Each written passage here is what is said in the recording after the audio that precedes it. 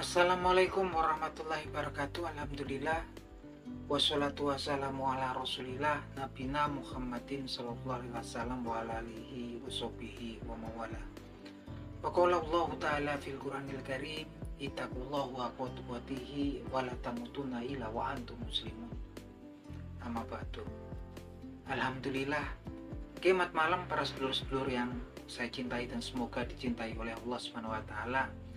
Marilah kita bersyukur atas kehadirat Allah Subhanahu wa taala yang telah melimpahkan rahmat serta kasih sayangnya kepada kita semua sehingga kita bisa berjumpa dan berkumpul di channel YouTube saya ini.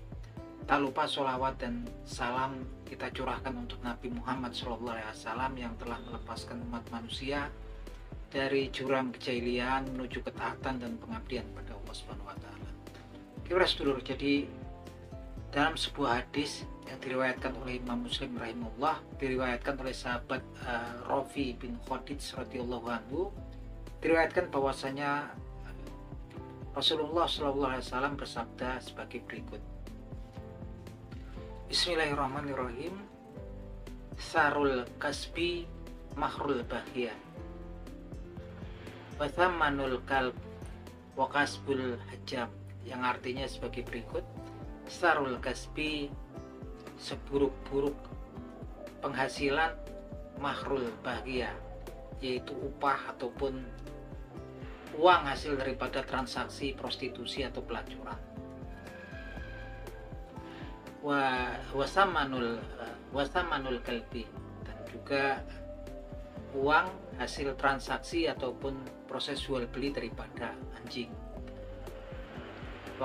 Wakasbul hajam, dan penghasilan dari profesi tukang bekam. Ini teman-teman, ini adalah sebuah informasi yang penting untuk kemudian kita pelajari ya teman-teman di sini.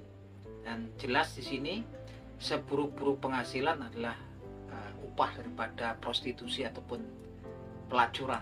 Nah, ini pelacuran ini kan saat ini kan memang dia nggak cuman pelakunya aja ya teman-teman. Kalau kita lihat pelacuran ini ada pelakunya, wanita yang melakukan prostitusi, menjajakan prostitusi, ada yang menyewakan tempat ataupun kamar gitu kan untuk melakukan perbuatan maksiat tersebut. Kemudian juga ada juga yang jadi maklarnya sebagai mucikari atau girmo gitu kan.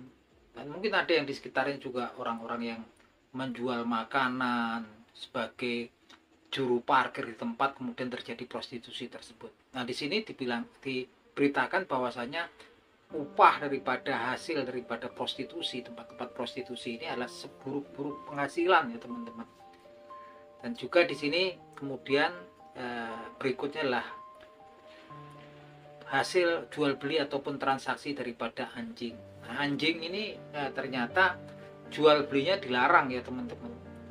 Dan diberitakan di sini hasil daripada transaksi jual beli anjing itu seburuk-buruk penghasilan, seburuk-buruk penghasilan ataupun uang gitu kan.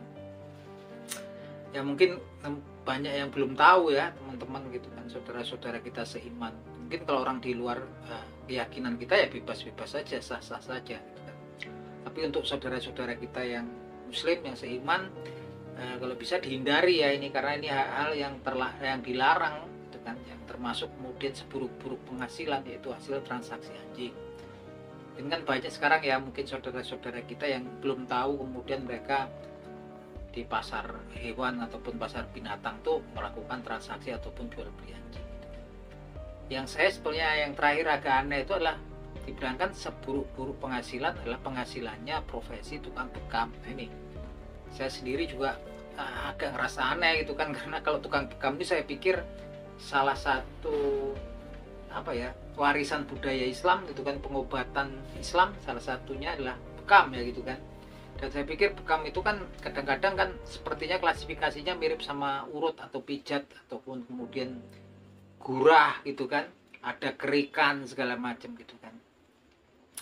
Dan bahkan kalau di kota-kota besar kita lihat bahwasanya biasanya orang tukang ruqyah, tukang ruqyah orang itu biasanya juga punya membawa alat bekam untuk bekam. Nah, ternyata di sini penghasilan dari profesi bekam ini seburuk-buruk penghasilan gitu kan. Nah, mungkin kalau kita pilah mungkin bekamnya memang dianjurkan, tapi kemudian kita mengambil profesi kemudian menjadi bekam, itu profesi bekam untuk penghasilan kita, ini yang sebetulnya ya nggak boleh ya gitu kan. Karena ini memang di beberapa hadis yang lain juga dikatakan hal yang sama gitu kan. Dalam sebuah hadis yang lain yang diriwayatkan juga oleh sahabat Rafi bin Qadid radhiyallahu anhu, Rasulullah Shallallahu alaihi wasallam bersabda sebagai berikut. Bismillahirrahmanirrahim. Samanul kalbi khobit wa mahrul baghia khobit wa kasbul hajam khobit. Yang artinya sebagai berikut.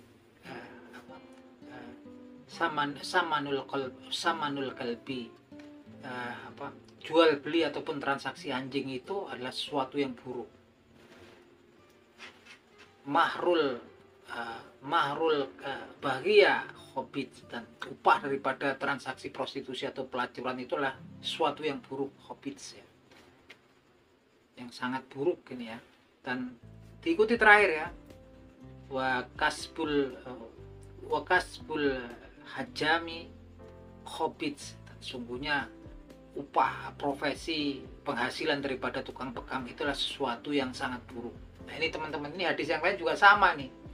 Jadi kadang-kadang kita mungkin tanya logikanya apa kok bekam jadi sesuatu yang seburuk-buruk penghasilan, dikatakan yang lain merupakan penghasilan dari bekam itu sesuatu yang sangat buruk, hobbits itu kan.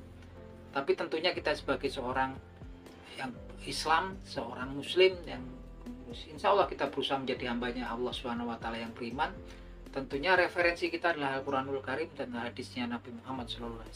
Ketika ada perintah seperti itu ya tentunya sami'na wa ata'na kita ikuti. Karena kalau kemudian dinalar kita ini nanti nggak akan ketemu. Adanya kita cuma nurut karena itu memang sebuah berita yang dari Allah Subhanahu Wa Taala yang melewati lisannya Nabi Muhammad SAW. Karena Nabi Muhammad SAW tidaklah kemudian bersabda dalam hadis-hadisnya kecuali memang karena petunjuk daripada Allah Subhanahu Wa Taala. Yang jelas ini jadi renungan ya teman-teman gitu kan. Yang kemarin-kemarin mungkin yang melakukan jual beli atau transaksi anjing ya dipikir ulang gitu kan. Kemudian yang buka profesinya sebagai bekam mungkin coba teman-teman renungi gitu kan, dan dipikir ulang lah gitu kan, karena ini sesuatu yang buruk ya dalam konsep agama Islam. Nah ini aja teman-teman obrolan kita di malam hari ini, semoga bermanfaat untuk teman-teman. Akhir kata wabillahi taufik wal hidayah, wassalamualaikum warahmatullahi wabarakatuh.